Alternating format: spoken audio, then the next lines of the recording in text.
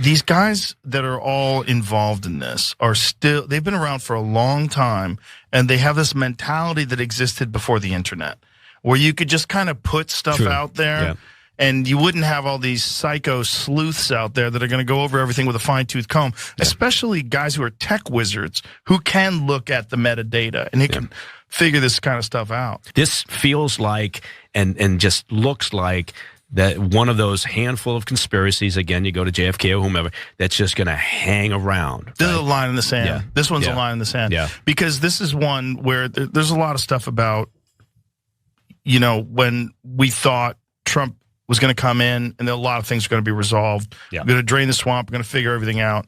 And when you have this one hardcore line in the sand that everybody had been talking about forever. Joe Rogan just lit Trump up like a bonfire on his podcast. And it wasn't even close. No warm-up, no sugarcoating. He came in raw, just laid it all out. And it hit different, because Rogan ain't some random blogger. He's the voice of the people for a lot of folks. So when he starts poking holes in Trump's silence on Epstein, people listen. And he wasn't screaming or going full Alex Jones. Nah, he hit him with that surgical strike. Calm, but deadly. Like, you were boys with Epstein for years, Don. You were in the mix. You knew what was going on.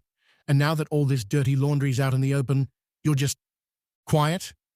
Rogan didn't accuse him of anything directly, but the way he framed it, damn.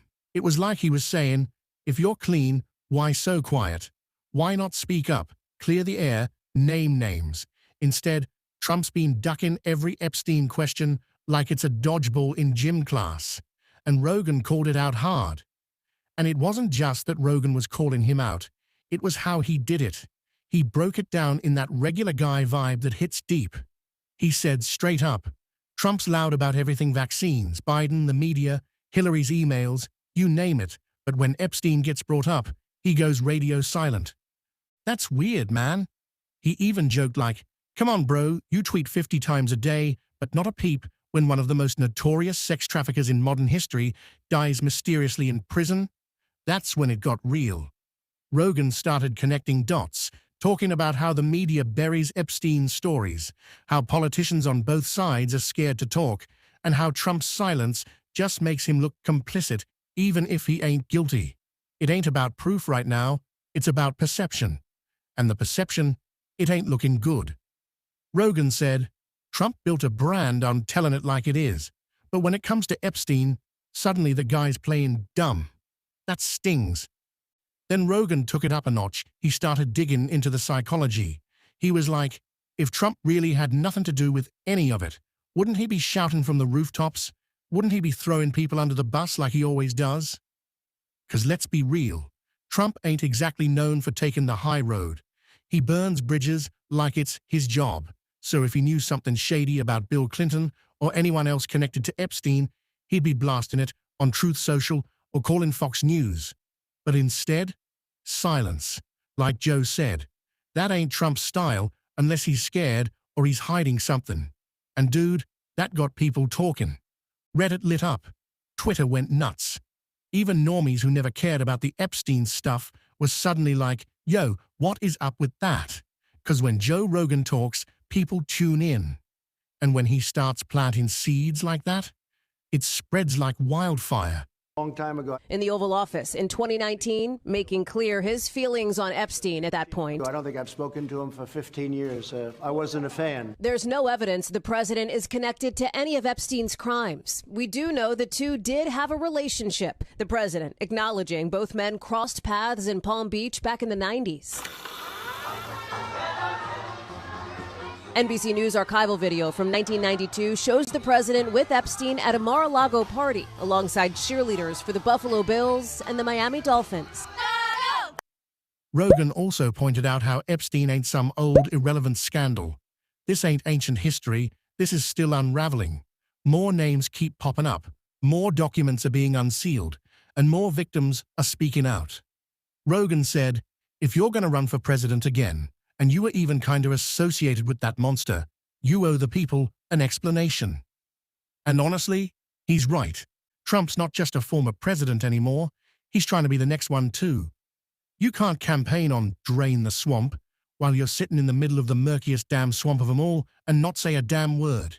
Rogan said, "It's not about being guilty, it's about being honest, about being transparent.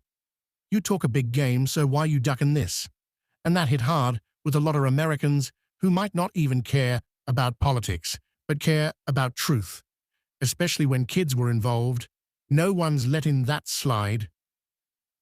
By the end of the episode, Rogan didn't even have to raise his voice. He just dropped the mic, metaphorically, and the internet picked it up. He wasn't trying to cancel Trump or start some liberal crusade. It was deeper than that. It was about calling BS when you see it and holding powerful people accountable, no matter what jersey they wear. And that's why it hit so damn hard. Rogan's not CNN or MSNBC. He's the guy folks trust to cut through the noise. And when he says Trump Epstein's silence is shady, people pause. People look closer. And Trump, he felt that. Whether he claps back or stays quiet, the damage is done. That Rogan rant got the spotlight shining where Trump don't want it on the one subject he never tweets about.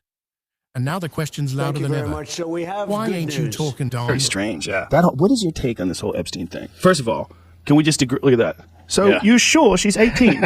So you're telling me that she does not look 18. She looks 16. Are you sure? You sure? Man, what a shit show that is. Yeah, what a shit show. So let me ask you this right off the bat. Well, I didn't know how to ask you. He didn't kill himself, right? I don't believe so. Thank you. No. You know me, I'm not a conspiracy guy, right? I don't disappear down rabbit holes very often, but no, I don't think there's any way in hell he killed himself. Michael Shermer, who's the head of Skeptics magazine, who doesn't believe anything, found out that the tapes were missing and that the cameras didn't work and that the tapes were accidentally deleted from the first time he attempted suicide. And Shermer's like, oh, this is a conspiracy.